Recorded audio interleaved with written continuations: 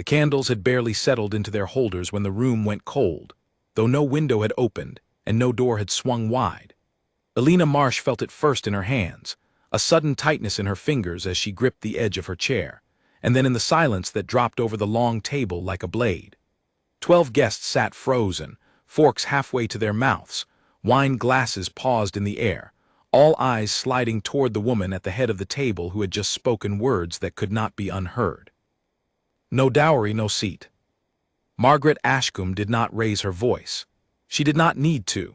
Her tone carried the weight of generations, of portraits lining marble hallways, of a family name older than the kingdom's roads. She looked at Elena the way one looks at a stain on a white tablecloth, something to be noted, something to be removed. The footman standing near the sideboard did not move. Nobody moved. The only sound left in the dining hall of Ashcombe Hall was the faint hiss of the fire in the great stone hearth, indifferent to the storm it was witnessing. Elena felt her face burn. She had known, walking into this house an hour earlier, that she did not belong among silver candelabras and family crests stitched into curtains.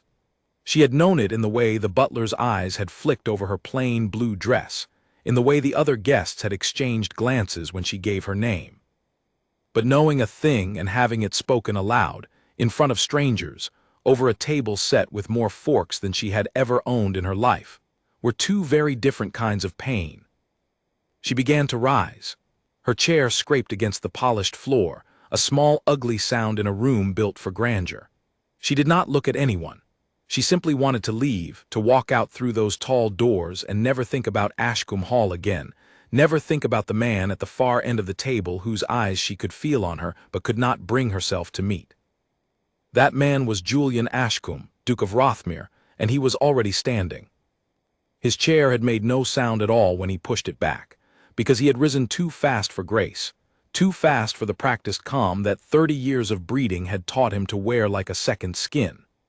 He crossed the length of the table in a dozen strides, past his mother, past the startled faces of his relatives, past a cousin who nearly knocked over a candle trying to lean out of his way.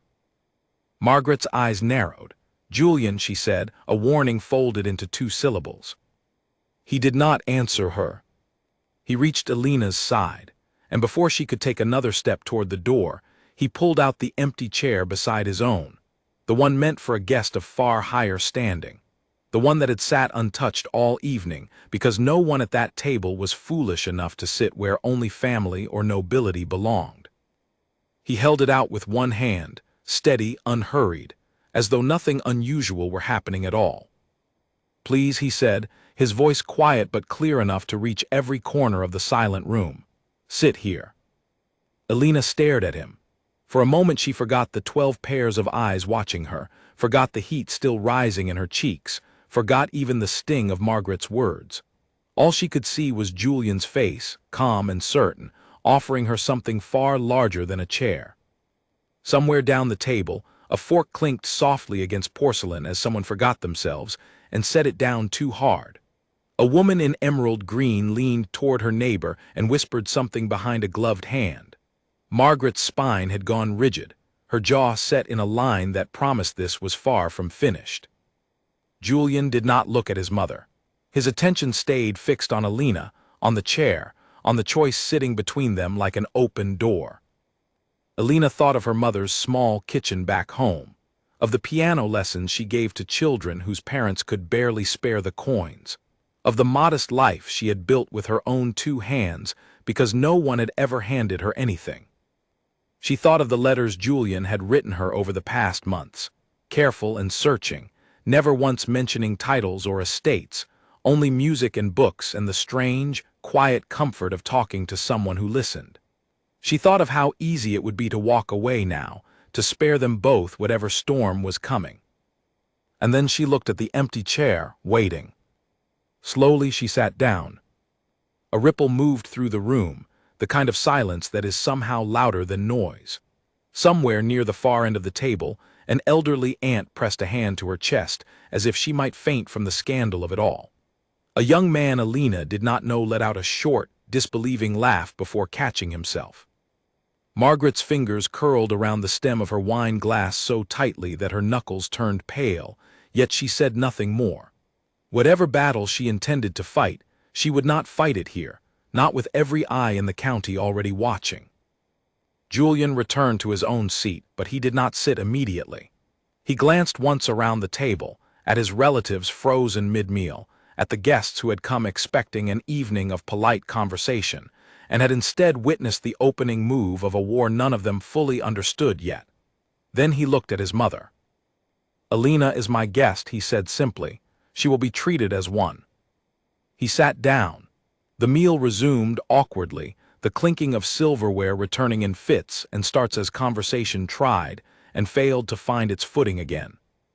But nothing about the evening felt the same.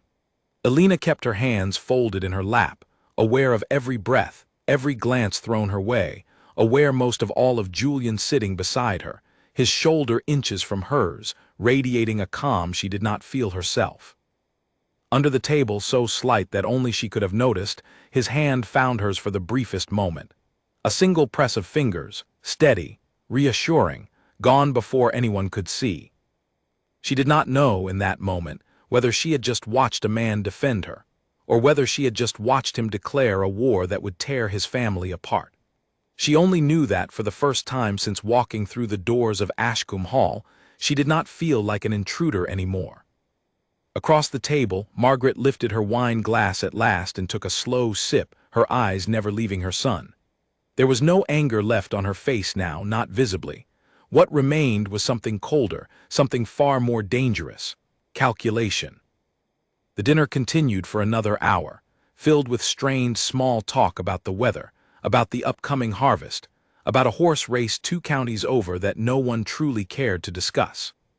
Alina said little, answering questions when they came her way with careful, polite words, aware that every syllable was being weighed and measured by people who had already decided she did not belong. When the final course was cleared and the guests began to rise from the table, murmuring their good nights, Alina felt Julian's hand brush against her elbow, a silent question. She nodded, and together they stepped out through the tall glass doors that led onto the terrace, away from the candlelight and the whispers, into the cool night air. The stars above Ashcombe Hall were sharp and bright, undimmed by the chaos that had just unfolded inside. Alina breathed deeply, letting the tension in her shoulders ease for the first time in hours. "I should not have come," she said quietly, not looking at him. Julian turned to face her. "Why would you say that?" "Because look what happened. Your mother humiliated me in front of your entire family, and you had to stand up in front of everyone just to give me a place to sit. That is not how an evening is supposed to go." He was quiet for a moment, studying her face in the pale moonlight. Then he said, "My mother has spent her whole life believing that a person's worth can be counted in land and titles and dowries. I stopped believing that a long time ago. What happened in there was not your fault, Alina. It was hers." Alina wrapped her arms around herself, though the night was not particularly cold. "And what happens now? Your family will not forget this. Neither will your mother." "No," Julian admitted, "she will not, and there may be difficult days ahead of us because of it." "Then why did you do it?" Alina asked, finally turning to look at him directly. "Why put yourself in the middle of that?" Julian stepped closer, close enough that she could see the seriousness in his eyes, the absence of any doubt or hesitation. "Because watching you stand up to leave that room, knowing you believed you did not deserve a seat at that table, was far worse than anything my mother could say to me. I would rather face her anger every single day than watch you walk away because someone told you that you were not enough." Alina's breath caught. Whatever she had expected him to say, it was not that, spoken so plainly, so without pretense. Before she could find a response, the terrace doors opened behind them, and the sound of hurried footsteps announced the arrival of a housemaid, her face pale, her hands twisted anxiously in her apron. "Your Grace," the maid said, breathless, addressing Julian, "your mother asks that you come to her study, immediately." Julian's jaw tightened, the calm mask slipping just slightly to reveal the tension beneath. He glanced at Alina, an unspoken apology in his eyes. "Go," Alina said softly, "I will wait." He hesitated only a moment longer before following the maid back inside, his footsteps disappearing down the long hallway toward whatever confrontation awaited him. Alina remained on the terrace alone, the stars watching silently overhead, the weight of the evening settling heavily onto her shoulders. She did not know what was being said behind the closed doors of that study, what threats or ultimatums Margaret was preparing to deliver to her only son. She only knew that something had shifted tonight, something that could not be undone. A line had been drawn at that dinner table, and both she and Julian now stood firmly on one side of it, while Margaret Ashcombe stood immovable on the other. Whatever came next, Alina understood with sudden, quiet certainty it would not be easy. But for the first time since arriving at Ashcombe Hall, she also understood something else. She was not going to run. The study smelled of old leather and burning wax, a room Julian had entered 1,000 times since childhood, yet tonight it felt smaller, tighter, as though the walls themselves had drawn closer to listen. Margaret stood by the window with her back to the door, her reflection caught faintly in the dark glass, and she did not turn around when her son entered. "Close the door," she said. Julian did, the soft click of the latch sounding louder than it should have in the tense quiet. He remained near the entrance, hands clasped behind his back, waiting. "You embarrassed me tonight," Margaret said finally, still facing the window. "In front of the Hendersons, in front of Lord Carrow and his wife, in front of people whose opinions will decide whether this family survives the coming year." "I embarrassed you," Julian repeated, his voice even. "Or did you embarrass yourself the moment you decided to humiliate a guest at our table?" Margaret turned then, and the look on her face was not the cold composure she had worn at dinner. It was something rawer, something closer to fear dressed up as anger. "Do you understand what this estate owes, Julian? Do you understand what your father left behind when he died? Debts that grow larger every season, tenants who cannot pay their rents, a roof over the east wing that leaks more each winter. I have spent 5 years holding this family together with nothing but careful marriages and careful alliances. And you would throw all of that away for a piano teacher with no name and no fortune." "Her name is Alina," Julian said quietly. "And she has more character in one evening than most of the guests at that table have shown in their entire lives."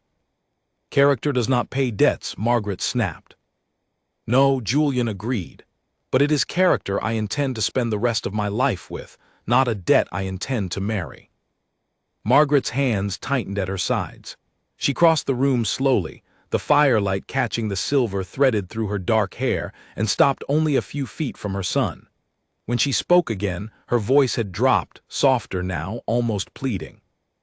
"I am not trying to make you miserable, Julian. I am trying to save this family. Do you know what happens to a house like ours when the money runs out? The staff go unpaid. The tenants lose their homes when we can no longer maintain the land.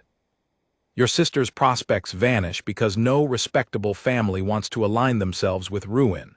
This is not cruelty, Julian. This is survival."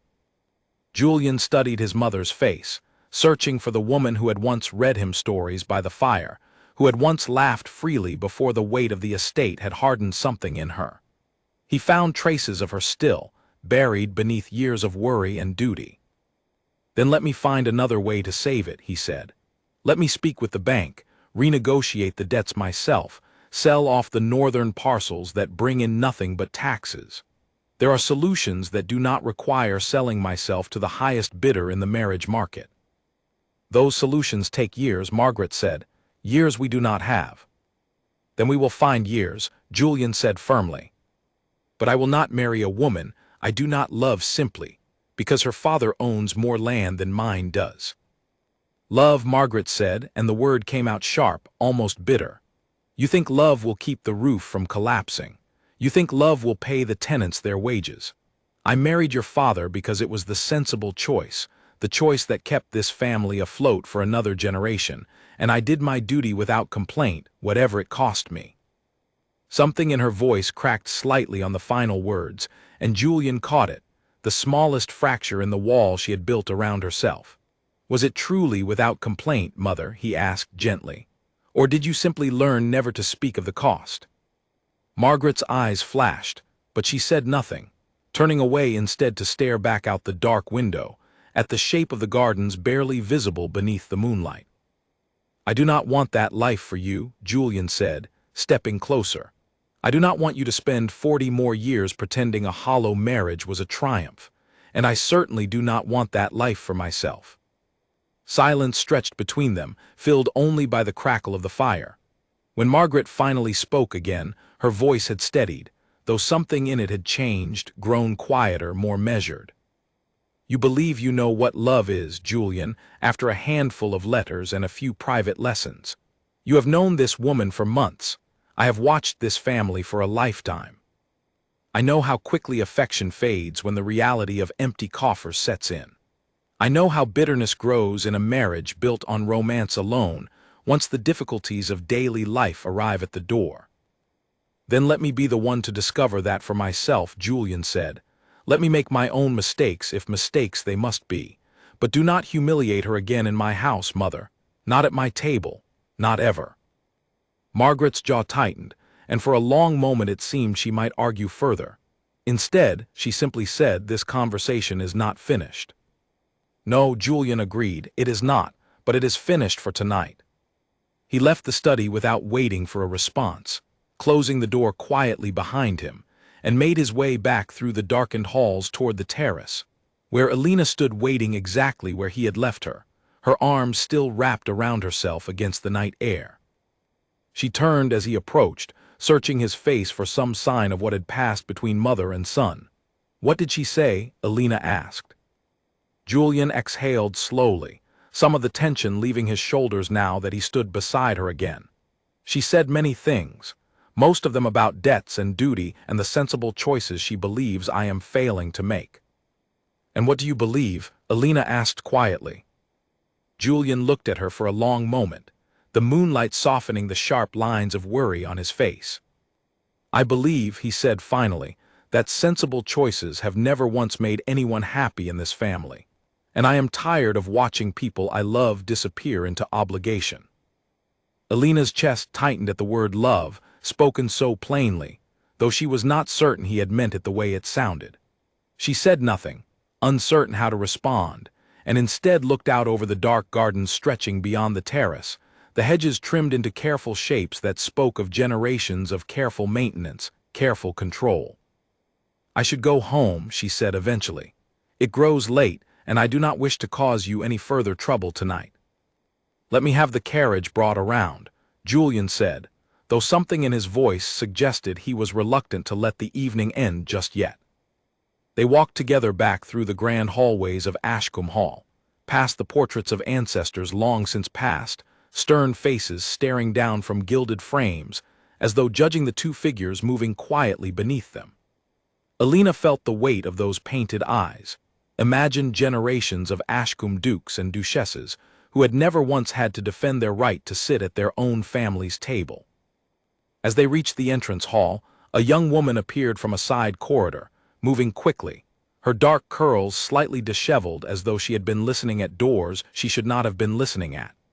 She was perhaps 17, with Julian's same sharp eyes and a nervous energy that suggested she had been waiting for this exact moment. "Julian," the young woman said, breathless. "Is it true? Did you really stand up to Mother in front of everyone?" Julian's expression softened slightly. "Charlotte, this is Alina. Alina, my sister, Charlotte." Charlotte's eyes widened with obvious curiosity as she looked Alina over, not unkindly, but with the frank assessment of someone who had grown up surrounded by careful social performances and recognized immediately when something different had entered the house. "It is true then," Charlotte said, a small smile tugging at her lips. "Everyone downstairs is already talking about it. The staff, I mean. They say you gave up your own seat for her." "I offered her a chair," Julian corrected, though his tone carried no real denial. Charlotte's smile widened. "Mother must be furious." "Charlotte," Julian said warningly. "What?" "It is not my fault she has spent years arranging my future the same way she tried to arrange yours. I think it is rather wonderful that someone finally told her no." Alina found herself unexpectedly warmed by the younger woman's easy honesty, a small relief after the coldness of the dining hall. "Thank you," she said softly, unsure what else to offer.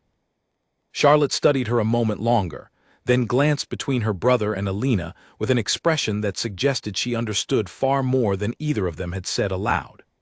"Well," she said finally, "whatever happens next, I hope you know that not everyone in this house agrees with Mother's idea of what a proper dinner guest looks like." With that, she disappeared back down the corridor she had come from, leaving Julian and Alina alone once more in the grand entrance hall, the carriage now visible through the open front doors, waiting in the moonlit drive. "I am sorry about tonight," Julian said, walking her toward the door. "This was not how I imagined introducing you to my family." Alina managed a small, tired smile. "I think, given everything, it went about as well as it possibly could have, considering your mother greeted me by telling the entire table I did not deserve to sit down." Julian winced slightly, though something like admiration flickered across his face at her ability to find dark humor in the evening's chaos. "I promise you," he said, "this is not the end of it. My mother does not give up easily, but neither do I." Alina paused at the carriage door, looking back at him one final time. "And what exactly are you fighting for, Julian? Because I do not think either of us fully knows where this leads." Julian took her hand gently, pressing it between both of his own. "I am fighting for the chance to find out," he said, "if you will let me." She held his gaze a moment longer, then climbed into the carriage without answering directly, though the small smile she gave him through the window as the horses began to move said more than words could have. Julian stood in the drive long after the carriage had disappeared down the winding road, the cool night air settling around him, the weight of everything still ahead pressing quietly against his chest. Behind him, somewhere within the great stone walls of Ashcombe Hall, his mother remained in her study, undoubtedly already planning her next move. He turned at last and walked back inside, unaware that upstairs, in a room far from the study, Charlotte sat by her window, watching the empty drive with a thoughtful expression, already turning over an idea that might, in time, prove far more useful to her brother than either of them yet realized. News in the countryside traveled faster than any carriage, and by the time the sun rose over Ashcombe Hall the following morning, the story of the dinner had already reached every parlor within 10 miles. Servants carried it into town along with the morning deliveries. Shopkeepers repeated it to customers over the counter. By noon, Alina's name was being spoken in households she had never set foot in, attached to a story that grew stranger and more scandalous with every retelling. Alina heard the first version of it from her own neighbor, a kindly older woman named Margaret Fenwick who lived 2 doors down, and who arrived at Alina's small cottage that morning with a basket of bread and an expression of poorly disguised curiosity. "I heard the most extraordinary thing," the neighbor said, settling herself at Alina's kitchen table without waiting for an invitation. "They say the Duke of Rothmere stood up in front of his entire family and gave his own seat to a piano teacher. They say his mother nearly fainted from the shock of it." Alina kept her hands busy with the kettle, grateful for an excuse not to meet her neighbor's eyes. "People do enjoy exaggerating a story," she said carefully. "So it is not true," the neighbor pressed, clearly disappointed at the possibility. Alina set 2 cups on the table and finally allowed herself a small, tired smile. "I did not say that." Her neighbor's eyes widened with delight, and within the hour, an even more embellished version of the truth was making its way back through town, gathering new details with every telling, until by evening some versions claimed Julian had proposed marriage on the spot, and others insisted Margaret had ordered Alina removed from the grounds by force. The truth, though dramatic enough on its own, seemed almost dull compared to what the gossip had become. But Alina found little comfort in that fact as she made her way to the Hartley family's home for her afternoon piano lesson. Mrs. Hartley, usually warm and welcoming, greeted her at the door with a stiffness that had not been there the week before. "Alina," Mrs. Hartley said, her tone carefully neutral, "do come in." The lesson proceeded as it always did, young Thomas Hartley picking his way through a simple melody with more enthusiasm than skill. But Alina could feel the change in the air, the careful distance Mrs. Hartley kept as she hovered nearby instead of leaving the room as she usually did. When the lesson ended and Alina gathered her things to leave, Mrs. Hartley finally spoke what had clearly been weighing on her mind. "I do not mean to pry," Mrs. Hartley said, twisting her hands together. "But there are rumors, Alina, about you and the Duke of Rothmere. My husband worries what people will think, associating with someone caught up in such a scandal." Alina felt her stomach tighten, but she kept her voice steady. "I understand your concerns," she said, "though I would ask that you judge me by what you know of me, rather than by what strangers choose to say over their morning tea." Mrs. Hartley did not quite meet her eyes. "Of course," she murmured, though the words carried little conviction, and Alina left the Hartley home with the uncomfortable certainty that this would not be the last lesson she taught in that house, however Mrs. Hartley chose to frame the ending. She walked home slowly through the narrow streets of the town, aware of glances that lingered a moment too long, conversations that dropped to whispers as she passed. By the time she reached her own front door, the weight of the day had settled heavily on her shoulders, and she wondered, not for the first time since the previous evening, whether the storm that had begun at the Ashcombe dinner table was one she truly had the strength to weather. Meanwhile, at Ashcombe Hall, Margaret had spent the morning in a very different sort of activity. She sat in her study surrounded by ledgers and letters, the same room where she had confronted Julian the night before, though now her attention was fixed on correspondence of an entirely different nature. A letter sat open on her desk, its wax seal broken, bearing the crest of the Whitmore family, one of the wealthiest and most established houses in the region. Lord Edmund Whitmore had written to express his continued interest in Charlotte's hand, an arrangement Margaret had been quietly cultivating for the better part of a year, one that would secure the Ashcombe fortunes for a generation if it could be brought to completion. But buried within the polite pleasantries of the letter was a line that had caught Margaret's attention and refused to let go. "I have heard troubling rumors regarding your son's conduct," Lord Whitmore had written. "I trust these are nothing more than idle gossip, as any hint of scandal within the Ashcombe household would naturally give a father pause when considering the future of his own daughter's prospects, should such connections extend to reflect poorly upon the family as a whole." Margaret read the line 3 times, her jaw tightening further with each pass. Julian's rebellion the previous evening was no longer simply a private family matter. It threatened Charlotte's entire future, an arrangement that would secure the estate's finances and Charlotte's happiness both, undone by her brother's stubborn insistence on following his heart instead of his duty. She set the letter down and rang for her assistant, a sharp-eyed woman named Beatrice who had served the Ashcombe family for over a decade and understood, better than almost anyone, the delicate political maneuvering required to keep a noble house afloat. Beatrice arrived promptly, notebook in hand as always. "Your Grace." "I need information," Margaret said without preamble, "about the piano teacher, her family, her history, anything that might explain why my son has become so thoroughly infatuated with her." Beatrice nodded, already writing. "I can make inquiries discreetly, Your Grace." "Do so quickly," Margaret said. "And Beatrice, I also want to know more about her students, her income, whatever livelihood she has built for herself. If there is pressure to be applied, I want to understand exactly where it might be applied most effectively." Beatrice paused in her writing, glancing up with the barest flicker of hesitation. "Your Grace, if I may ask, what precisely do you intend to do with this information?" Margaret's expression remained unreadable. "I intend to remind my son that actions carry consequences," she said. "And I intend to remind Miss Marsh that the world outside this house can be far less forgiving than a single uncomfortable dinner." Beatrice said nothing further, though something in her expression suggested she did not entirely approve of the direction her employer's thoughts had taken.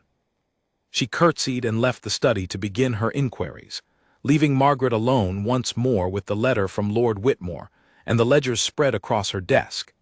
each one a quiet reminder of exactly how much rested on decisions made in the coming days.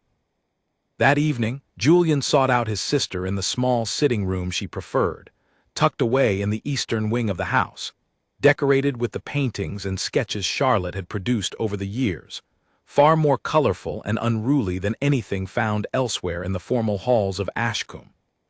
Charlotte looked up from the book she had been reading as her brother entered, setting it aside immediately. "You look troubled," she said. Julian sank into the chair across from her, rubbing a hand across his tired eyes. "Mother is planning something. I do not know what yet, but Beatrice has been asking questions around the estate all afternoon, questions about Alina." Charlotte's expression grew serious. "What kind of questions?" "Her family, her students, her income.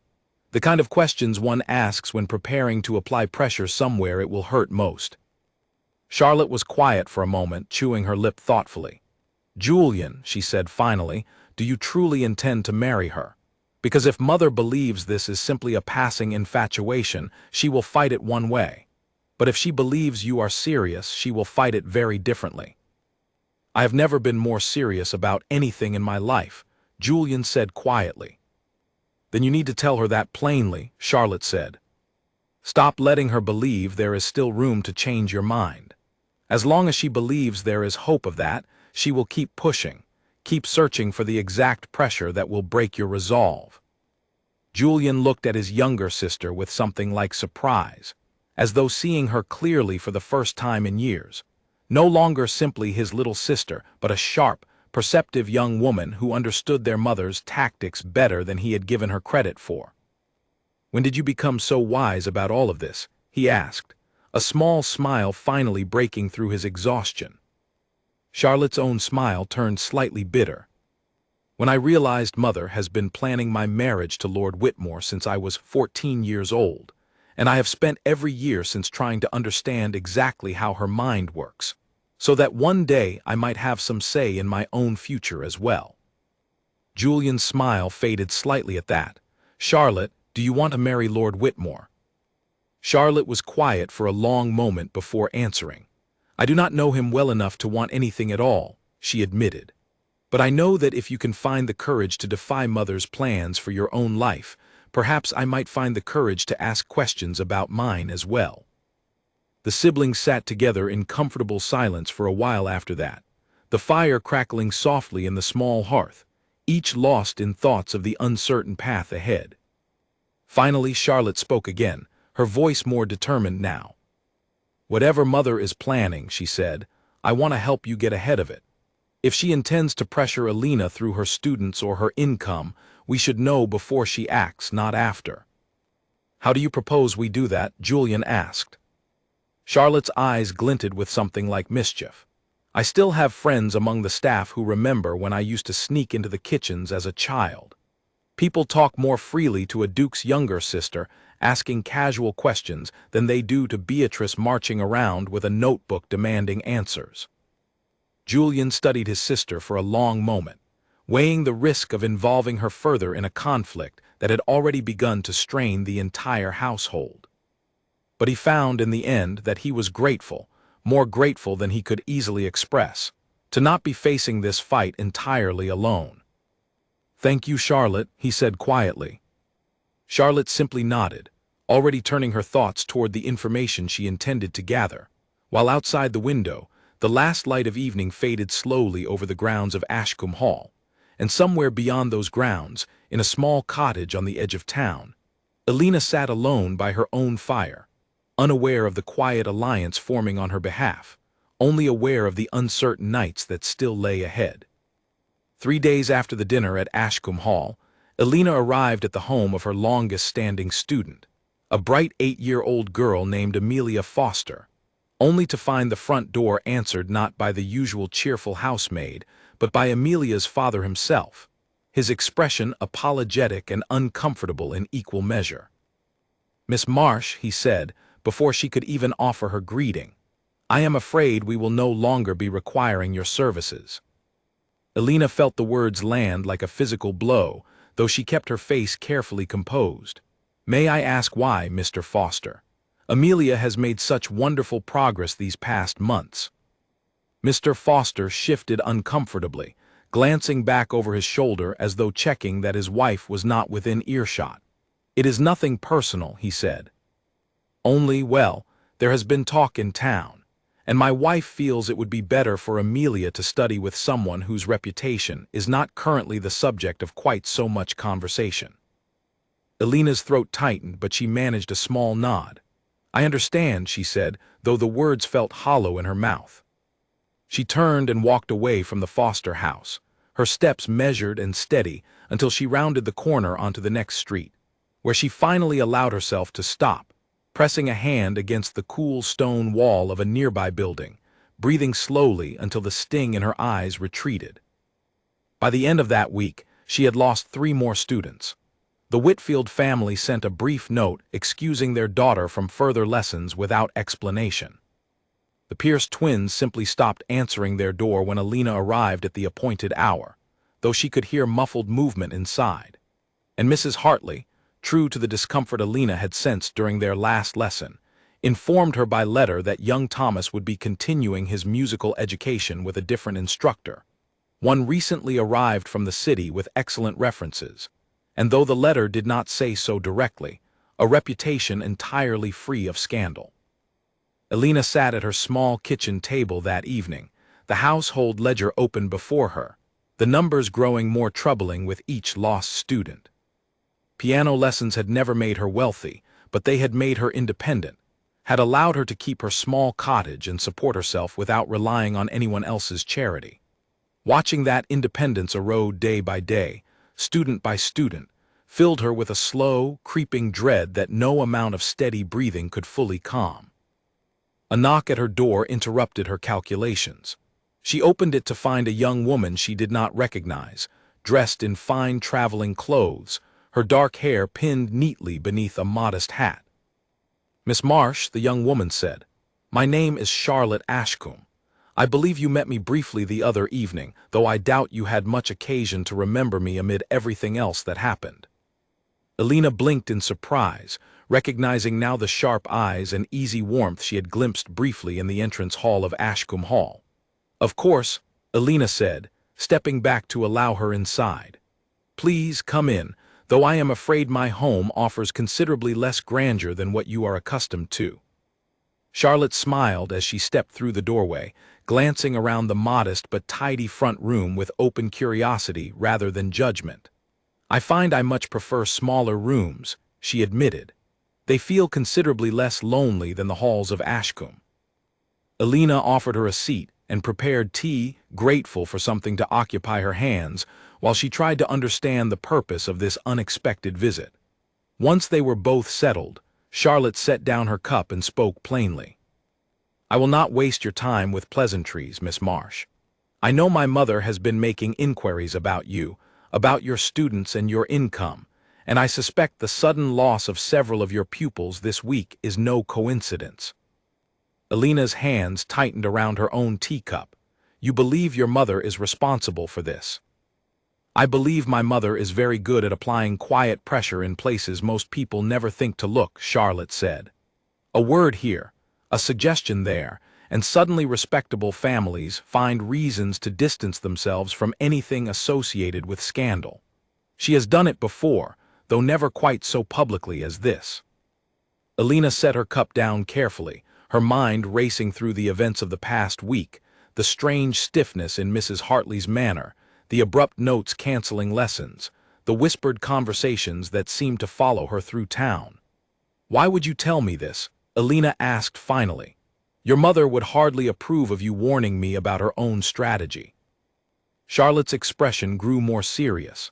"Because I am tired of watching my mother arrange other people's lives as though they were pieces on a chessboard," she said.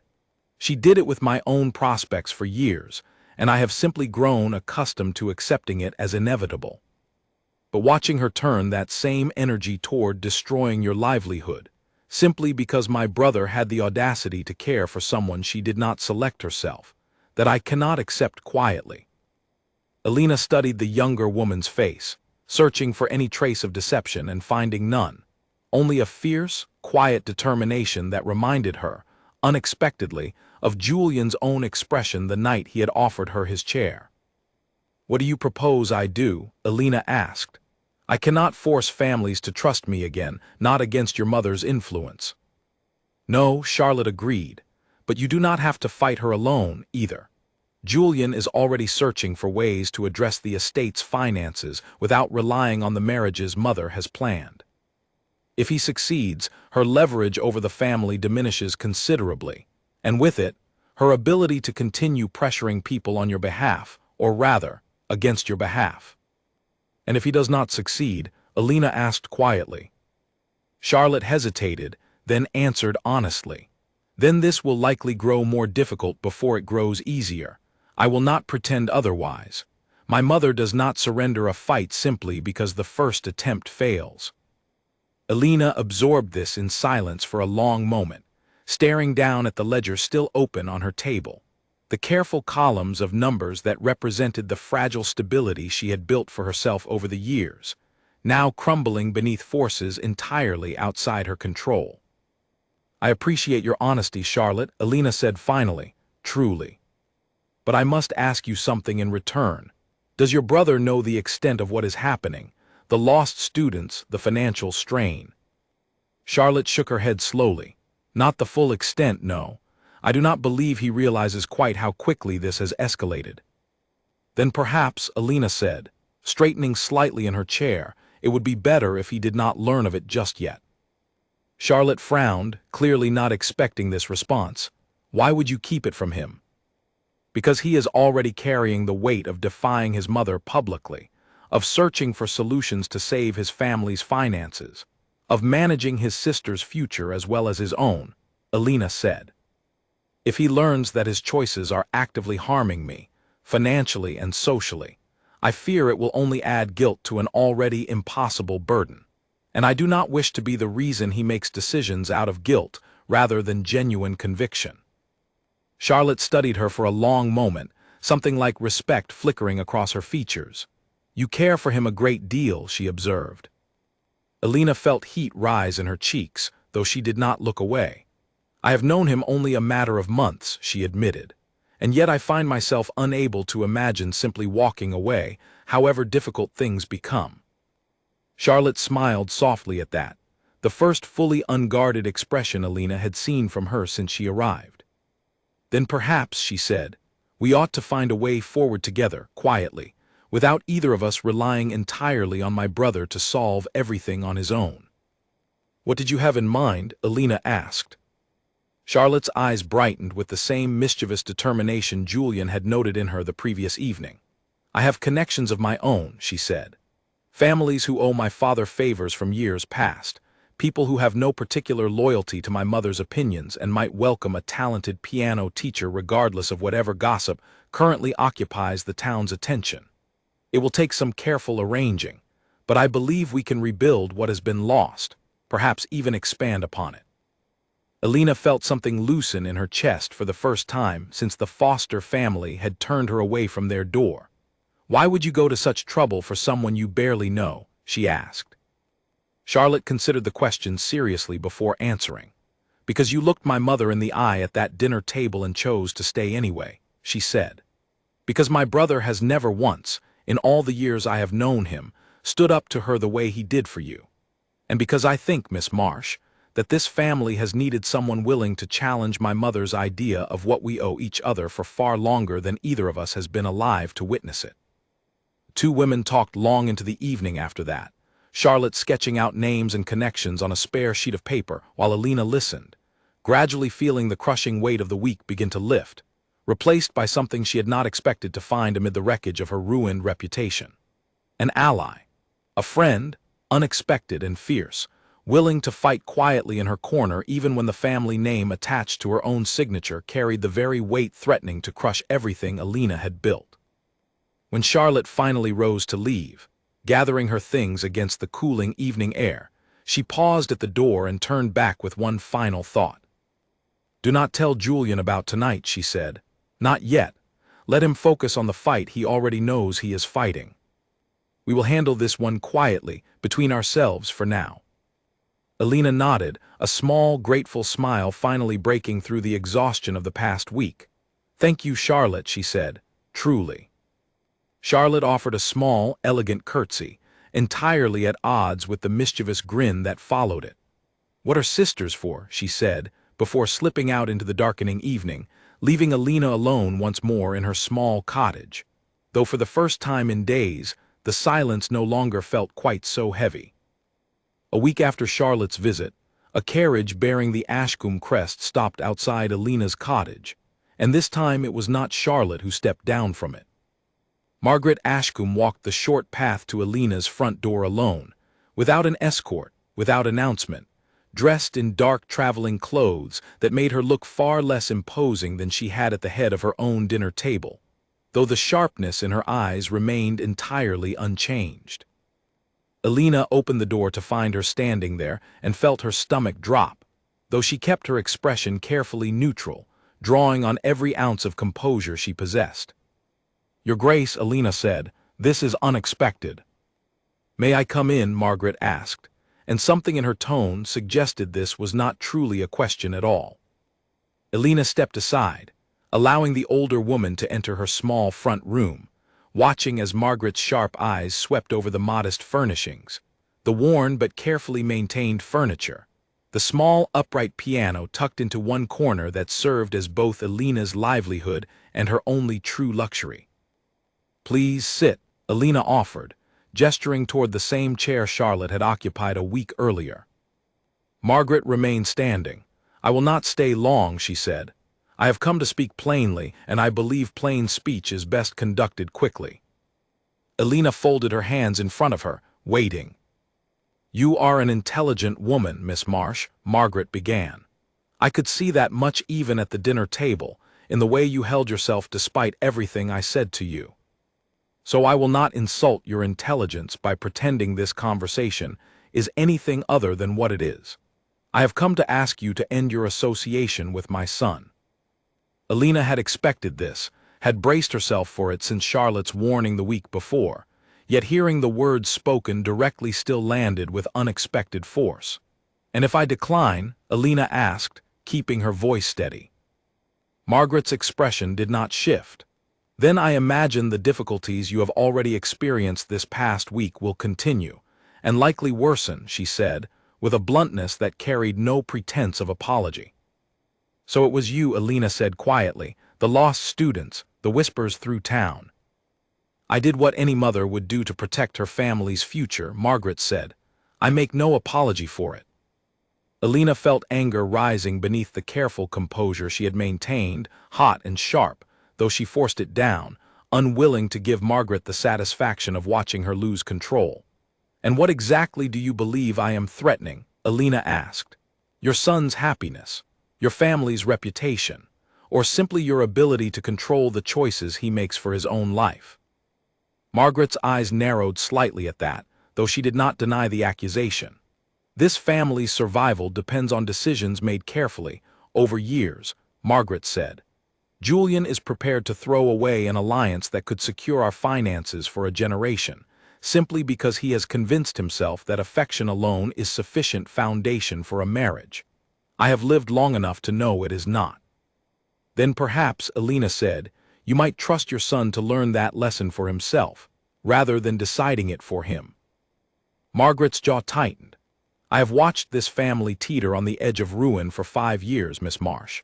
I do not have the luxury of allowing my son to learn lessons at his own pace. Every season we delay securing a stable future is another season closer to losing everything: the house, the land, the livelihoods of everyone who depends on this estate." Something in Margaret's voice, beneath the sharpness, carried a genuine, exhausted weight that Alina had not expected. And for a brief moment she saw not simply a formidable duchess determined to control her son's future, but a woman who had spent years shouldering a burden alone, terrified of failing the family she had sworn to protect. "I understand that you are frightened," Alina said, more gently than she had intended. "But punishing me will not solve your family's debts, Your Grace. It will only cost your son whatever trust remains between you." Margaret's composure flickered just slightly before hardening once more into something colder. I did not come here for understanding, Miss Marsh. I came with an offer. She reached into the small bag she carried and withdrew a folded document, setting it on the table between them without offering it directly to Alina's hands. I am prepared to provide you with a considerable sum, Margaret said. Enough to establish yourself comfortably elsewhere, perhaps in a city with more opportunity than this small town can offer a piano teacher of your talents. In exchange, I ask only that you end your association with my son quietly, without scandal, and allow him the freedom to pursue the future this family requires. Alina stared at the folded document for a long moment, the weight of it heavier than its actual size suggested. Around her small front room, she was suddenly acutely aware of everything Margaret's offer represented, the security she had never had, the freedom from worrying over every lost student and every unpaid bill, weighed against everything she had come to feel in the brief months she had known Julian. She thought of his hand finding hers beneath the table at that terrible dinner. She thought of the letters he had written her, careful and thoughtful, never once treating her as anything less than his equal. She thought of the quiet certainty in his voice on the terrace, telling her he would rather fight his mother every day than watch her believe she was not enough. Slowly, Alina reached out and pushed the folded document back across the table toward Margaret, leaving it untouched, unopened. I appreciate the honesty of your offer, Your Grace, Alina said, her voice steady despite the pounding of her own heart. But I will not be bought, and more importantly, I will not make a decision about my future with your son based on threats to my livelihood or promises of money I did not earn. Margaret's eyes flashed with something that might have been anger or perhaps, buried beneath it, a flicker of grudging respect. You understand this will not end well for you, she said. I have resources far beyond a handful of piano students in a small country town. I can make your life considerably more difficult than it already is. I believe you, Alina said simply, but I would rather face difficulty honestly than accept comfort built on a lie. The two women stared at each other across the small table for a long moment, the tension between them thick enough to feel, before Margaret finally straightened, gathering the untouched document back into her bag with sharp, controlled movements. Very well, Margaret said. I had hoped to resolve this quietly without further unpleasantness. It seems that will not be possible. She moved toward the door, then paused, turning back one final time. For what it is worth, Miss Marsh, she said, her voice quieter now, almost reluctant. I do not doubt that you care for my son. I simply do not believe caring for someone is sufficient reason to gamble an entire family's future on the strength of that feeling. And I do not believe, Alina replied, that a family's future is worth protecting if it requires crushing the people within it who dare to want something more than duty. Margaret held her gaze for a long moment, something unreadable passing across her sharp features, before she turned and left without another word, the door closing softly behind her, the carriage rolling away down the narrow street a few moments later. Alina remained standing in her small front room for a long while after the sound of the carriage had faded entirely, her hands trembling now that the confrontation had ended, the adrenaline that had carried her through the exchange slowly draining away and leaving something closer to exhaustion in its place. She sank into the chair Margaret had refused to occupy, staring at the small piano in the corner of the room, the one steady presence that had carried her through every difficulty in her life since childhood. She thought of everything Margaret had said, the genuine fear beneath the threats, the exhausted weight of a woman who had spent years believing that love and duty could never coexist within the same family. She thought, too, of her own mother, long since passed, who had raised her alone on very little, who had always told her that a person's worth could never be measured in coin or land, only in the quality of their character and the honesty of their choices.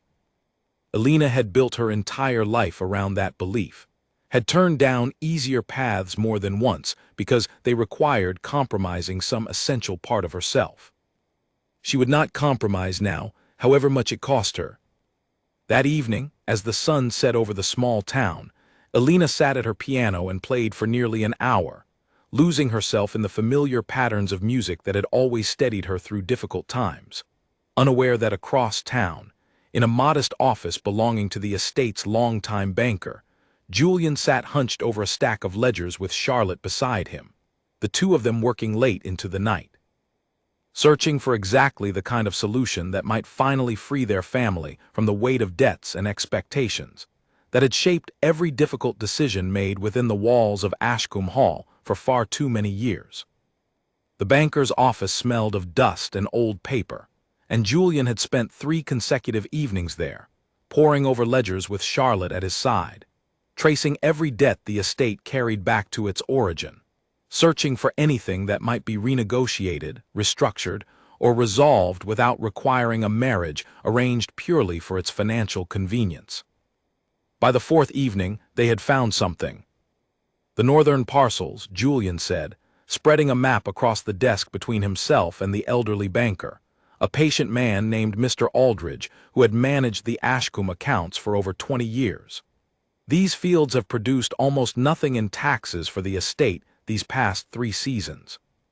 If we sold them outright to the Pemberton family, who have been asking after additional grazing land for years, it would clear nearly 1/3 of what we currently owe. Mr. Aldridge studied the map carefully, adjusting his spectacles. 1/3 is a substantial sum, Your Grace, he said, but it would not resolve the entire debt.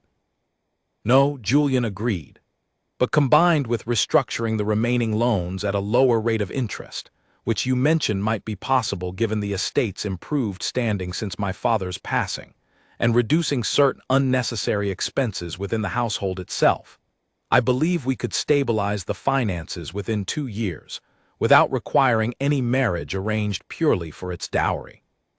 Charlotte, who had remained quiet through most of the discussion, leaned forward with sudden interest. "What unnecessary expenses did you have in mind?" she asked, a teasing note entering her voice for the first time that evening. Julian allowed himself a small, tired smile.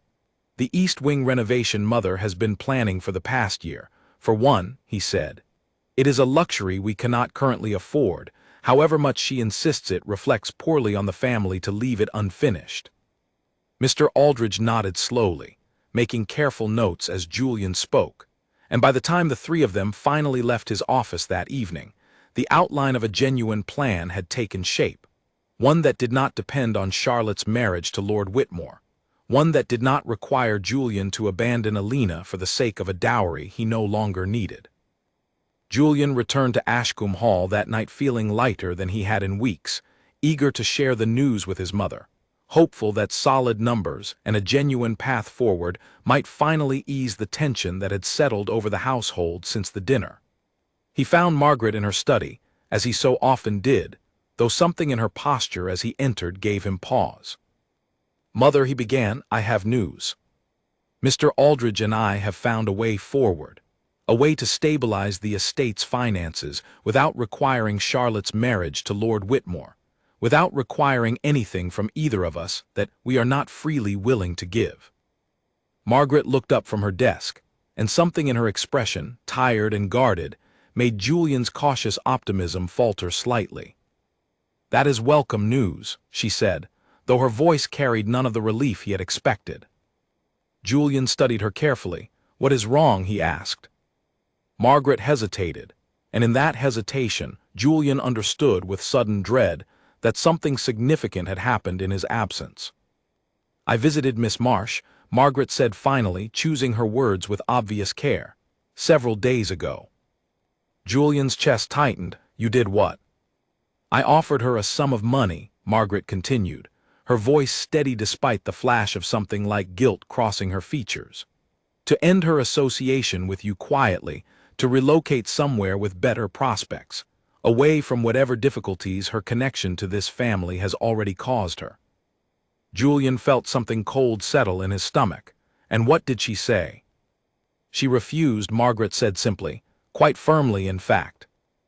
Julian stared at his mother, a dozen emotions warring within him at once: anger at the audacity of the offer, relief that Alina had refused it, and beneath both, a deep, aching guilt that he had been so consumed by ledgers and negotiations these past days that he had not known his mother was actively working against Alina the entire time. "You went behind my back," Julian said, his voice low and dangerous in a way Margaret had rarely heard from her son. I did what I believed necessary, Margaret replied, though her voice had lost some of its earlier conviction. I have spent 5 years making difficult decisions to protect this family, Julian. I did not suddenly stop simply because you fell in love with someone I did not choose for you. And in the process, Julian said, you have cost her students, her income, her reputation in this town. Did you know that, Mother? Did you know that families she has taught for years suddenly found reasons to send her away, all in the same week you began asking questions about her livelihood? Margaret's expression flickered, something almost like discomfort passing across her features, though she did not fully deny it. I did what was necessary, she repeated, though the words carried less certainty this time. Julian shook his head slowly, the anger in his chest tangled now with something closer to exhaustion. Do you understand what you have done, Mother? Not simply to Alina, but to us. To whatever trust remained between us after the dinner. I came here tonight hoping to share good news, hoping that solving our finances might finally ease some of the tension in this house, and instead I learned that you spent the past week trying to bribe the woman I love into disappearing from my life entirely. The word love hung in the air between them, spoken plainly for the first time in this particular confrontation, and something in Margaret's rigid posture seemed to falter slightly at hearing it stated so directly. You truly love her, Margaret said, quieter now, almost a question rather than a statement. I do, Julian said, without hesitation, and I have tried again and again to explain that to you, but you continue to treat this as some passing infatuation that will fade if you simply apply enough pressure. It will not fade, Mother. I do not want it to fade. Margaret was silent for a long moment, staring down at her own hands folded on the desk before her, and when she finally spoke again, her voice carried a weariness that Julian had rarely heard from her before. I married your father believing that duty would eventually grow into affection, she said quietly. It never fully did, not in the way I had hoped when I was young and foolish enough to believe such things were possible. I have spent 30 years telling myself that the sacrifice was worthwhile, that securing this family's future was reward enough for whatever happiness I gave up along the way. And now you stand here, telling me you have found the very thing I convinced myself did not exist, and you expect me to simply be glad for you, without questioning whether it is real, without fearing that you are making the same foolish mistake I once made, only in reverse. Julian's anger softened slightly at the raw honesty in his mother's voice, though it did not fully disappear. I am not you, Mother, he said gently, and Alina is not the same as whatever arrangement you found yourself trapped within all those years ago. I am not asking you to be glad for me without reason. I am asking you to trust that I am capable of recognizing the difference between genuine affection and foolish infatuation, the same way you once recognized the absence of it in your own marriage. Margaret looked up at her son, her eyes glistening faintly in the candlelight, though she blinked the moisture away before it could fall. And if you are wrong, she asked quietly, if this fades the way I always believed such things eventually fade, what then? Who bears the cost of that mistake? You, or this entire family and everyone who depends upon it? I bear the cost, Julian said firmly. Whatever happens, whatever the future holds, I take full responsibility for my own choices, Mother. That is what it means to actually live my own life, rather than the one you have spent years planning for me. The study fell silent once more, the fire crackling softly between them, two people who loved each other fiercely, in their own imperfect ways, standing on opposite sides of a divide neither quite knew how to fully close. I will not offer her money again, Margaret said finally, her voice quiet but sincere. I cannot promise you I approve of this, Julian, not yet, but I will not actively work against her either, not after tonight. It was not the full acceptance Julian had hoped for, but it was, he recognized, a genuine step, the first real concession his mother had offered since the disastrous dinner that had started this entire conflict. Thank you, Mother, he said quietly. Margaret nodded once, then returned her attention to the ledgers on her desk, a clear signal that the conversation, for tonight, had reached its natural end. Julian lingered a moment longer, studying his mother's tired face in the candlelight, before finally turning to leave the study, his thoughts already racing ahead to Alina, to the students she had lost, to the difficult weeks she had endured largely in silence while he had been consumed by ledgers and negotiations of his own. He found Charlotte waiting for him just outside the study door, having clearly listened to at least part of the exchange through the thick wood. "You heard," Julian said. Charlotte nodded. "I am sorry," she said. "I should have told you sooner about Mother's visit to Alina. I only learned of it myself 2 days ago, and Alina asked me not to worry you until we had more certainty about the finances." Julian ran a hand through his hair, exhausted but no longer angry, understanding now the careful, quiet strength Alina had shown in facing his mother alone, in choosing not to burden him further while he worked to secure their family's future. "I need to see her," Julian said, "tonight if possible." Charlotte offered a small, understanding smile. "Then go," she said. "I will manage things here." Julian did not need to be told twice. Within the hour, he was riding through the darkened countryside toward the small cottage on the edge of town, toward the woman who had refused a fortune rather than abandon a future neither of them could yet fully guarantee, carrying with him news of finances secured and a mother's guarded, uncertain truce, hoping it would be enough, for now, to prove that the fight they had both been waging separately was finally, at last, beginning to turn in their favor. Alina heard the sound of hooves on the narrow street outside her cottage well after the hour when respectable visitors typically called, and for a brief, uneasy moment she wondered if Margaret had returned, perhaps with a second offer or worse, a second threat. But when she opened her door, it was Julian standing there, breathless from the ride, his coat dusted with the night's cool air, his eyes searching hers with an intensity that immediately told her something significant had happened. "Julian," she said, surprise and concern mingling in her voice, "it is nearly midnight. Is everything all right?" "I know about my mother's visit," he said without preamble, stepping inside as Alina held the door open for him. "I know about the money she offered you, and I know that you refused it." Alina's breath caught slightly, unprepared for the conversation to begin so directly. "Charlotte told you," she said. "I overheard my mother admitted herself tonight," Julian said. "Alina, why did you not tell me? Why did you carry this alone, along with everything else, the lost students, the whispers through town? Charlotte told me about those as well, tonight, all of it at once." Alina closed the door behind him, turning to face him in the small, dimly lit front room, her chin lifting slightly with the same quiet resolve that had carried her through the disastrous dinner weeks earlier. "Because you were already carrying enough," she said. "The estate's finances, your sister's future, your mother's anger. I did not want to add my own difficulties to that weight, not when I believed I was capable of managing them myself." Julian crossed the small distance between them, taking her hands gently in his own. "You do not have to manage everything alone, Alina," he said, his voice softer now, though no less earnest. "That is not what this is meant to be, two people trying to prove how much suffering they can each endure separately. If we are going to build something together, it needs to include sharing the difficult parts as well as the good ones." Alina felt her throat tighten, unexpected emotion rising after weeks of carefully maintained composure. "I did not want you to think I regretted staying at that table," she admitted quietly. "I did not want you to feel guilty for what happened afterward, as though defending me had somehow caused all of this."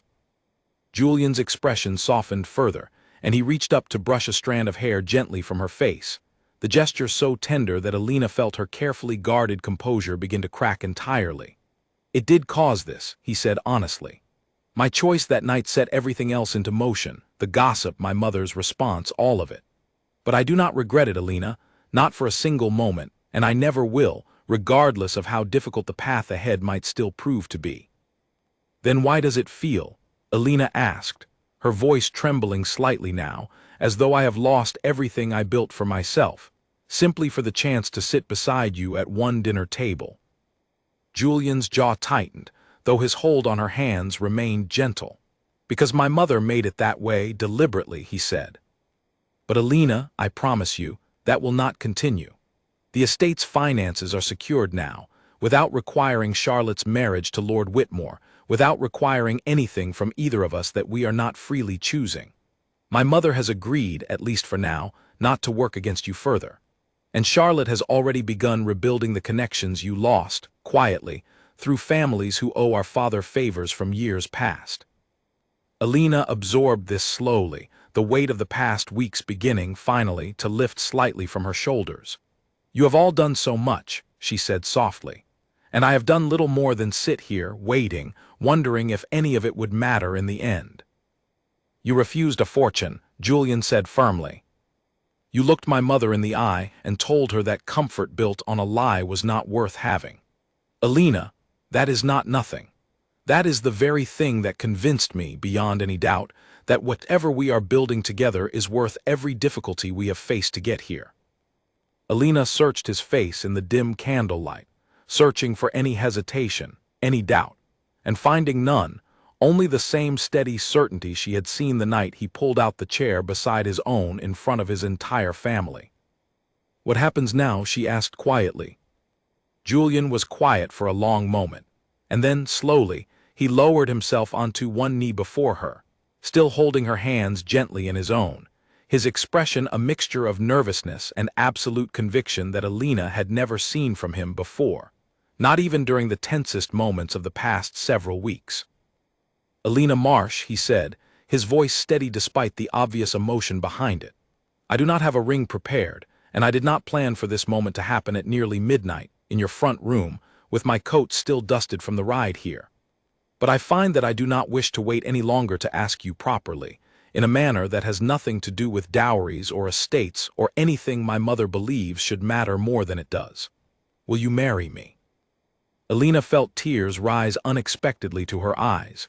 The weight of the past several weeks, the humiliation at dinner, the lost students, the whispered gossip through town, all of it dissolving suddenly into something far lighter, far more certain than anything she had felt since this entire journey began. Julian, she said softly, are you certain? Your mother, the estate, the expectations of your entire family, none of that simply disappears because we wish it to. I am certain, Julian said, without a moment's hesitation. I have been certain since the night I watched you begin to walk away from that table, believing you did not deserve a seat among people who had done nothing, but judge you unfairly from the moment you arrived. I do not want a life built around my mother's expectations, Alina. I want a life built around choosing each other, every single day, regardless of what anyone else believes we owe to a family name or a fortune. Alina laughed softly through the tears now gathering freely in her eyes, a sound of genuine, unguarded joy that seemed to ease something in Julian's own tense expression as well. Yes, she said. Yes, Julian, I will marry you. He rose immediately, pulling her into an embrace that spoke of relief and joy in equal measure, and for a long moment neither of them spoke at all, simply standing together in the small, dimly lit front room, the weight of weeks of uncertainty finally beginning to lift between them. When they finally separated, Julian's expression grew slightly more serious once more, though the joy remained clear in his eyes. My mother will need time, he said. This will not resolve itself simply because we have decided to marry. There will likely be more difficulty ahead before she fully accepts this. I know, Alina said softly, but I find I am no longer as frightened of that difficulty as I once was. Why is that? Julian asked, curious. Because now, whatever comes, I do not face it alone, Alina said simply. Julian smiled, the first fully unguarded smile Alina had seen from him since the disastrous dinner weeks earlier, and he pressed a gentle kiss to her forehead before pulling her close once more. They talked long into the night after that, planning carefully, cautiously, aware that whatever announcement followed would need to be handled delicately, given everything that had already transpired between Alina and Margaret. It was Alina, ultimately, who suggested the idea that would come to define the difficult weeks ahead, an idea that felt both terrifying and strangely fitting, given how this entire journey had begun. Perhaps, she said slowly, turning the idea over carefully in her mind, we should announce our engagement the same way this all started, at a dinner, in front of your entire family. Julian raised an eyebrow, clearly surprised by the suggestion. You wish to face my mother again, in front of everyone, so soon after everything that has already happened. Alina considered this a moment longer, then nodded with quiet determination. If your mother is going to accept this eventually, Alina said, I would rather she be forced to do so honestly, in front of witnesses, the same way she chose to challenge me in front of witnesses weeks ago. It seems only fitting that the resolution should happen in the very same place the conflict began. Julian studied her for a long moment, admiration clear in his expression. You are far braver than I gave you credit for when we first met, he said. Alina smiled softly, though a flicker of genuine nervousness remained beneath her steady resolve. I suppose we shall find out exactly how brave, she said, when the day finally arrives. Outside the small cottage, the night stretched on quietly, the stars bright above the sleeping town, entirely indifferent to the significant turn the evening had taken, unaware that within those modest walls, two people had just decided to face whatever storm still awaited them together, rather than apart, and that the next time they sat at the long table inside Ashcombe Hall, everything, finally, would be different. The invitations went out 2 weeks later, written in Charlotte's careful hand at Julian's request, addressed to the very same guests who had witnessed the disastrous dinner weeks before. The Hendersons, Lord Carow and his wife, cousins and aunts who had watched in stunned silence as Julian offered Alina his own chair. This time, the invitation carried a simple explanation. A celebration of Julian Ashcombe's engagement to Miss Alina Marsh. Margaret learned of the invitations only after they had already been sent, and her initial reaction, according to Charlotte's careful report to Julian, had been a long, tense silence, followed by a request to be left alone in her study for the remainder of the afternoon. Julian sought her out that evening, finding her exactly where he expected, seated near the window overlooking the darkening gardens, a single candle burning low on her desk. You sent invitations without consulting me, Margaret said, without turning around. I did, Julian admitted. Alina and I decided together that this should happen the same way everything began, in front of witnesses at this same table. Margaret finally turned to face him, and Julian braced himself for anger, for another confrontation like the one that had followed the original dinner. Instead, he found something quieter in his mother's expression, something closer to weary resignation than fury. You are determined to marry her, Margaret said, regardless of what I say.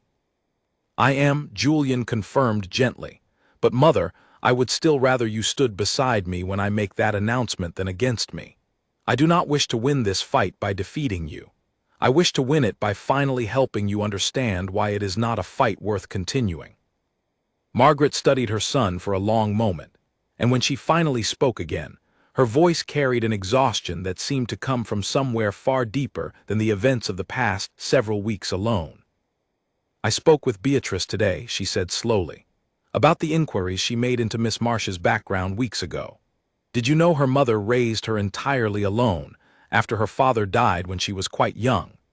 Did you know she began giving piano lessons at 14 years old, simply to help keep food on their table, and never once stopped, even after she might have found easier, more comfortable work elsewhere?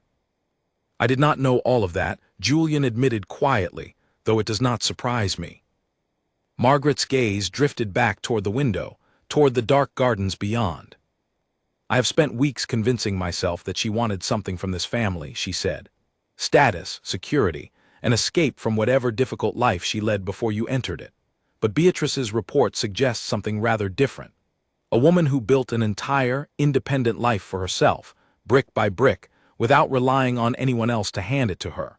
A woman who refused a considerable fortune from me rather than compromise whatever principles guided her choices. Julian remained quiet, sensing that his mother needed to reach this understanding largely on her own terms, without him pushing too hard toward the conclusion he hoped she was arriving at. I do not know how to be the kind of mother who simply lets go of control, Margaret admitted finally, her voice barely above a whisper. I have held on to it so tightly for so long, out of fear, out of necessity, that I no longer know how to release it without feeling as though everything I have built might collapse entirely. Julian crossed the room and knelt beside his mother's chair, taking her hand gently in his own, the same gesture Alina had shown him countless times over the past several months. "You do not have to release control entirely, Mother," he said softly. "You simply have to trust that Alina and I are capable of building something worthwhile with whatever control we choose to hold ourselves." Margaret's eyes glistened faintly in the candlelight, and for the first time since the disastrous dinner weeks earlier, Julian saw genuine tears threaten to fall from his mother's composed exterior. "I am frightened, Julian," she admitted quietly. "Frightened that I have spent so many years protecting this family from ruin that I have forgotten how to simply let the people within it be happy." "It is not too late to learn," Julian said gently. Margaret said nothing further that evening, though when the day of the engagement dinner finally arrived, she did not object to any of the preparations, did not attempt to interfere with the guest list or the seating arrangements Charlotte carefully organized throughout the great dining hall. Alina arrived at Ashcombe Hall that evening dressed simply but elegantly, her nerves carefully masked beneath the same quiet composure she had shown weeks earlier, though this time Julian met her at the entrance himself, offering his arm as they walked together through the grand hallways toward the dining room where the very same guests who had witnessed her humiliation now waited to witness something entirely different. The room fell quiet as they entered, 12 guests once again seated around the long table, though this time an additional chair had been set beside Julian's own from the very beginning of the evening, no scandal required to secure its place. Alina felt the weight of every eye upon her as she crossed the room, though this time she did not feel the same crushing shame that had accompanied her steps weeks before. This time, she walked beside Julian with her head held high, aware that whatever judgment the room still carried, it no longer had the power to determine whether she belonged.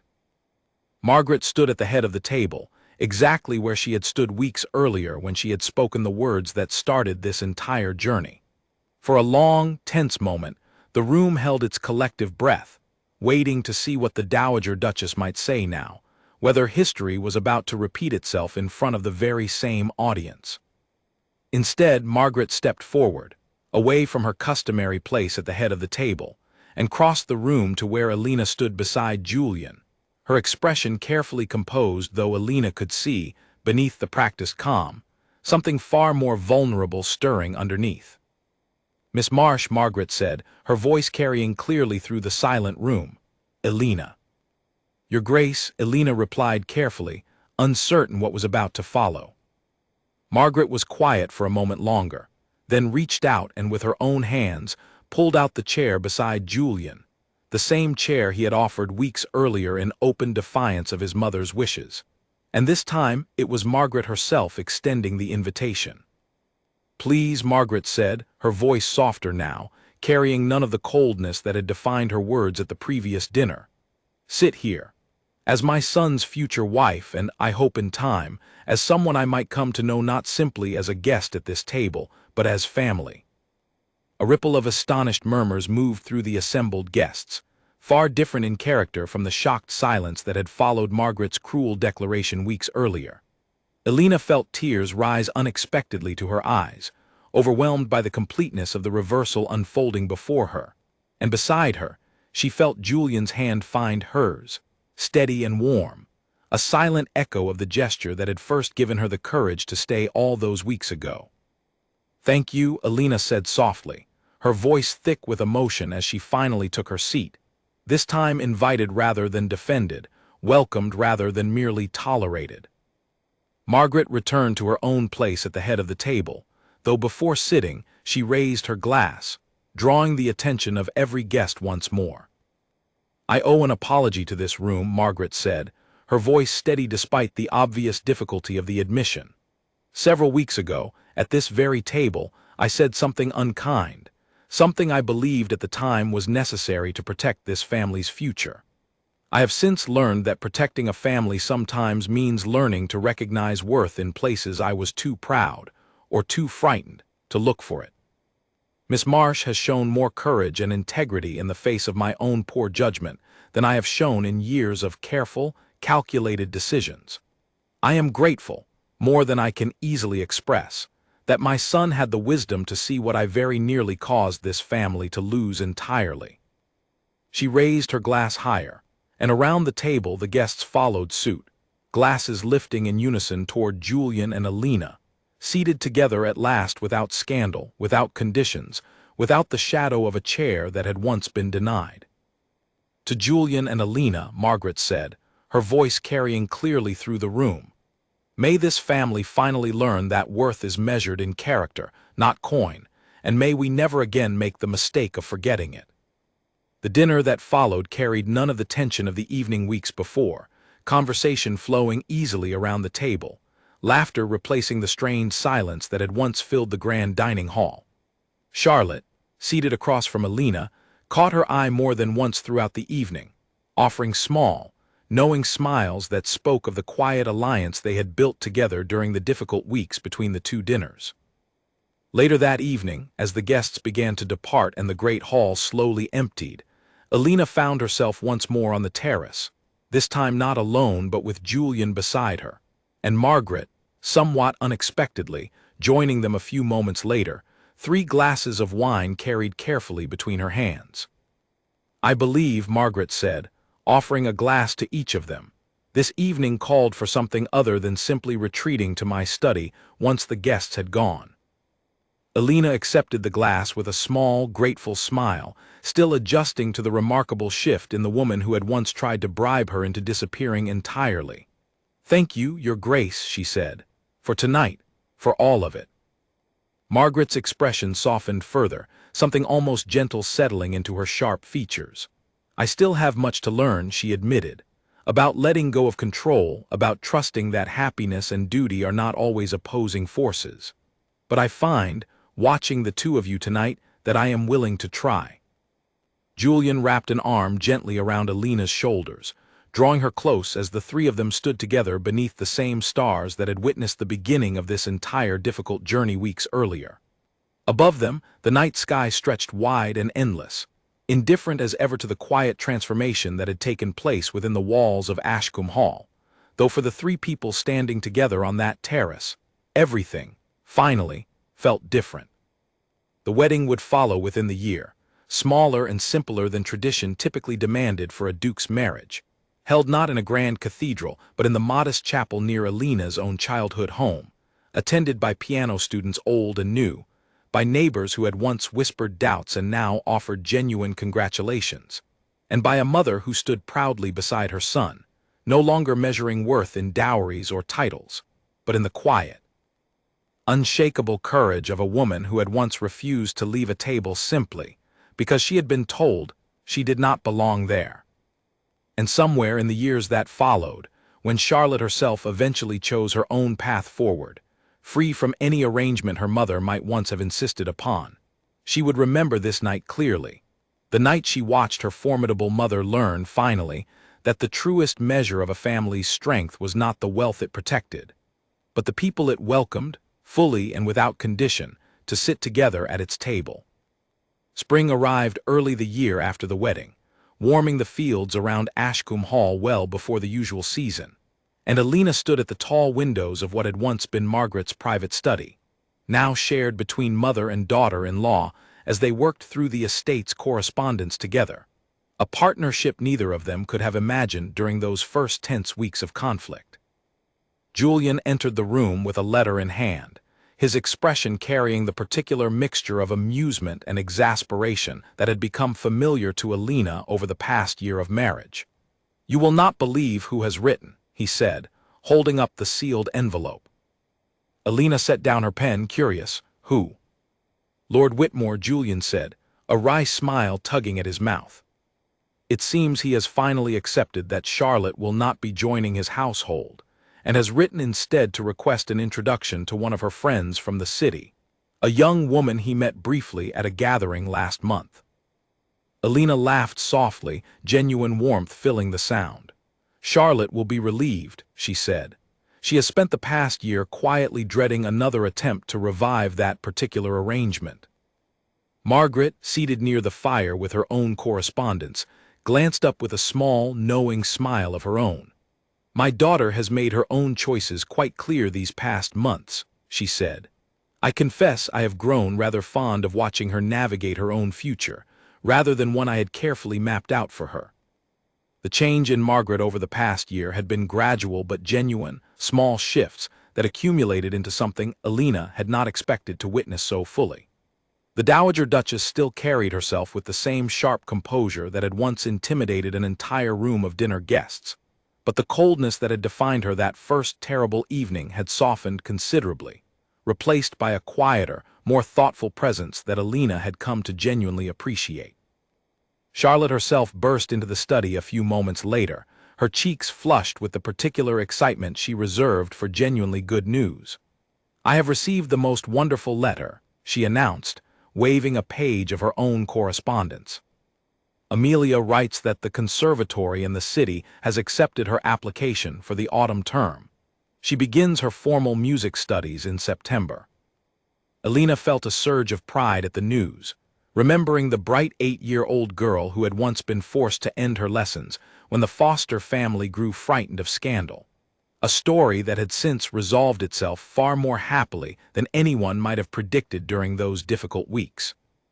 After the engagement dinner and the very public reconciliation between Alina and the Ashcombe family, most of Alina's former students had quietly returned, their parents eager once more to associate themselves with a woman who now carried the Ashcombe name and its considerable social weight, though Alina had been careful to accept only those families who approached her with genuine sincerity rather than simple social calculation. Amelia's family had been among the first to return, Mr. Foster arriving personally at Alina's cottage with an apology that had clearly cost him some pride to deliver, and Alina, though she had not forgotten the sting of that closed door, had welcomed the girl back into her lessons without hesitation, recognizing genuine talent worth nurturing regardless of her father's earlier poor judgment. "That is wonderful news," Alina said warmly. "She has worked incredibly hard for this." "She has had an excellent teacher," Charlotte said with a fond smile before turning her attention back to Julian. "Now about this letter from Lord Whitmore. I do hope you intend to write back informing him that I have absolutely no interest in serving as a matchmaker for whichever young woman caught his attention at last month's gathering." Julian laughed outright at that, the easy, unguarded sound that had become far more frequent in the halls of Ashcombe Hall over the past year. "I shall leave that particular correspondence entirely in your capable hands, sister." The estate itself had stabilized considerably in the months since the wedding. The sale of the northern parcels combined with careful restructuring of the remaining debts, allowing the family finances to breathe for the first time in years. Julian had thrown himself into the practical work of managing the land with an energy that surprised even his own mother, spending long days among the tenants, listening to their concerns, implementing small but meaningful improvements that had begun, slowly, to rebuild trust between the estate and the people who depended upon it. Alina, for her part, had found unexpected purpose in expanding her music lessons beyond her original small circle of students, establishing a modest but growing program that offered instruction to children throughout the county regardless of their family's ability to pay full fees, an idea Margaret had initially questioned, but eventually come to support with genuine enthusiasm, contributing funds from the estate to help cover the costs for families who could not otherwise afford such instruction. It was, Margaret had admitted one evening over dinner, a use of the family's resources that finally felt meaningful in a way that endless careful calculations of debts and dowries never had. As summer approached and the gardens around Ashcombe Hall bloomed fully into color, Alina found herself once more standing on the terrace where so much of this journey had unfolded, watching the sunset paint the sky in brilliant shades of orange and gold. Julian joined her there, as he often did in the quiet hours after the day's business had concluded, wrapping his arms gently around her from behind as they watched the light fade slowly over the grounds. "Do you ever think about that first dinner?" Alina asked quietly, leaning back into his embrace. Julian was quiet for a moment before answering. Often, he admitted, though I find I remember it rather differently now than I did in the weeks immediately following it. How do you mean? Alina asked. At the time, Julian said, I remember only the anger, the fear that my mother might succeed in driving you away before we had truly begun. Now, when I think of that evening, I remember instead the moment you looked at that empty chair and chose to sit down anyway, despite everything working against you. I think that was the moment I truly understood what kind of person you were, and what kind of life I wanted to build alongside you. Alina turned in his arms to face him, her heart full with the particular contentment that came from having weathered a genuine storm together and emerged, finally, on solid ground. I am glad I sat down, she said softly. So am I, Julian replied, pressing a gentle kiss to her forehead. From somewhere inside the great hall behind them, the faint sound of piano music drifted out into the evening air. One of Alina's newer students practicing a simple melody, with the careful, halting concentration of a beginner still learning the shape of the keys beneath their fingers. The sound carried across the terrace and out over the darkening gardens, a small, imperfect thing, filled nonetheless with genuine promise. Margaret appeared in the doorway behind them a few moments later, watching the young couple silently for a moment before speaking. Dinner is nearly ready, she said. Charlotte insists we must not keep the cook waiting any longer, though I suspect she is simply eager to share more news about Lord Whitmore's letter. Alina and Julian exchanged an amused glance before turning to follow Margaret back inside, toward the great dining hall where a table now stood set for family rather than scrutiny, where every chair belonged equally to whoever chose to sit in it, regardless of the fortune, or lack thereof, that they carried with them into the room.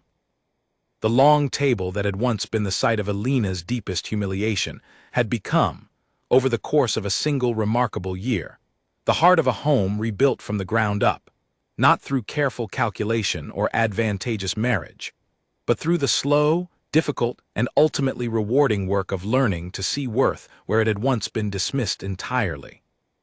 As they took their seats that evening, Margaret at the head of the table as always, Julian and Alina together at her right hand, Charlotte animatedly recounting the details of Lord Whitmore's letter to anyone who would listen.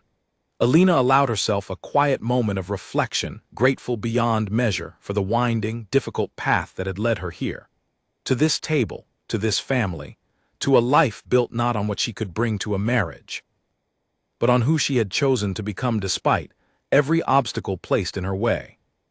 Outside, the last light of day faded gently over the grounds of Ashcombe Hall, and within its walls, laughter and conversation filled the great dining room long into the evening. The echoes of an old, painful story finally settled into something far gentler, far more lasting, a home where every seat, at last, belonged to whoever was welcome to fill it.